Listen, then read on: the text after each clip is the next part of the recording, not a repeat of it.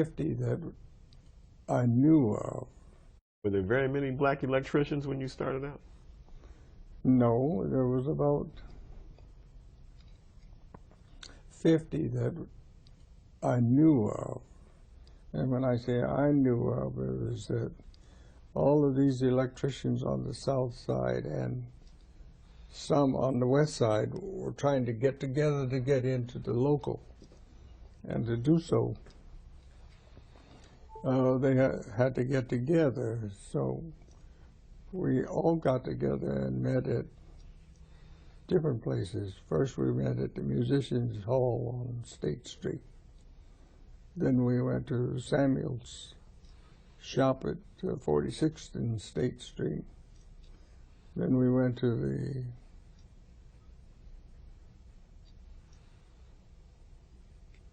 church building on 51st and King Drive, which was South Parkway at that time. And we meet at different places and whatnot.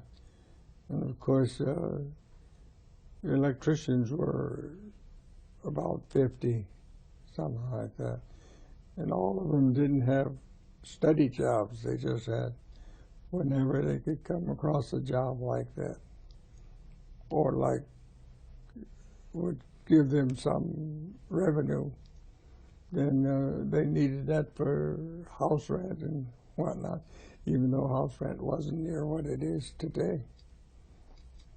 So they kept their money, but we met just the same, and then take up a collection and whatnot. In the collection, we had one leader. We had a lot of fellows that said they could lead, but we had one leader who was Herman Washington. And he went to bat with Local 134. Mm-hmm. And he went directly to Mike Boyle, who assigned Bobby Brooks as go-between between him and Washington.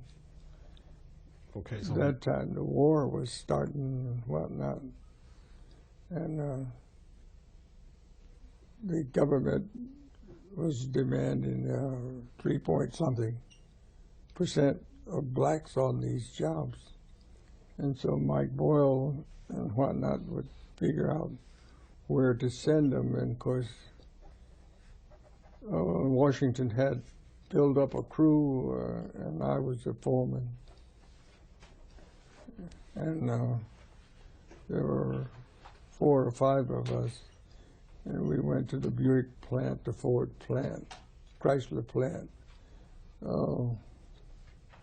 We went downtown to 2 or 3 big buildings and whatnot. And this takes in this building that I'm calling at 15th and Wabash down there.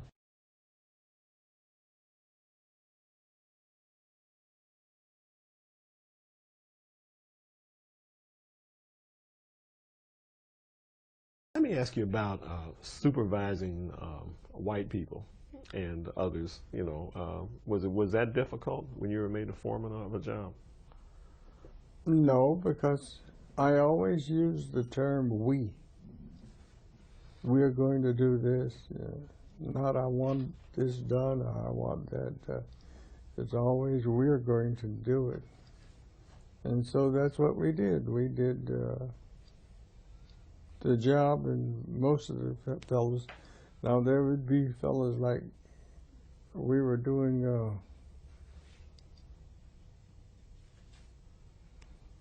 I can't think of the name of the company now, but we were doing this big job, and it was a welding company, and they welded these water tanks and things like the bottoms and whatnot, and then they run them through the machine and folded them, when I say folded them, to make them round and all that kind of business. So we had a fellow there, and he was a steward on the job. But I had put him and another journeyman together on the job, and what they did in the course of a day, it just wasn't, this is the only man I ever fired from any job. So I fired him, and of course it was 12 o'clock at night when Barry finally got me, and he says, "You can't fire him." I said, "Don't tell me I can't fire him." I said, "No, because either he's got to go or I got to go. One of us has got to go." So the next morning we were there and whatnot. And I showed him what he had done. I said, he dropped a wire down from the ceiling. He already had the measurements. So he dropped the wire down from the ceiling over this machine and over that machine. He'd taken 1 2-inch elbow and 10 feet of pipe, and 1 2-inch elbow and 10 feet of pipe. I said, this is 2 journeymen electricians. I said, that's all he's going to do. I said, I could have did that with my eyes closed without the extra man. So they let him go. Well, they sent him to another job, you know, but he didn't stay there. It was either, I told him, either me or him. So I stayed instead of him. Okay. So I figured that my work was showing for itself, you know. Okay, did anybody ever refuse to work with you or walk off the job or anything when you were foreman? Oh, yes. We were working in Layton Township on a streetcar turnaround. And everybody showed up at this job but this one fella, and he finally showed up. And so when he showed up, he said, "Who's the pusher on the job?" Using that's foreman. So I said, "I am." "You are." So he gave a big jump, you know.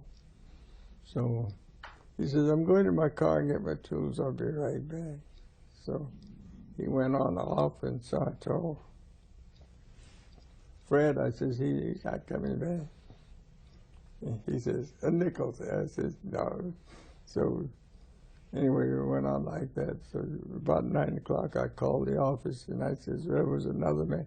This was during the, as I say, the war hadn't started, but everybody was getting prepared for the war. So I says, I had 5 men here, but this guy left. So Bud Miller says, "You want to know what we told him?" I says, "What did you tell him?" We told him that if you work for Barry, one of these days you have to work with Charlie Stewart. You might as well start now. So we give him his pay and let him go. So that was the kind of a feeling that I had with my company, you know.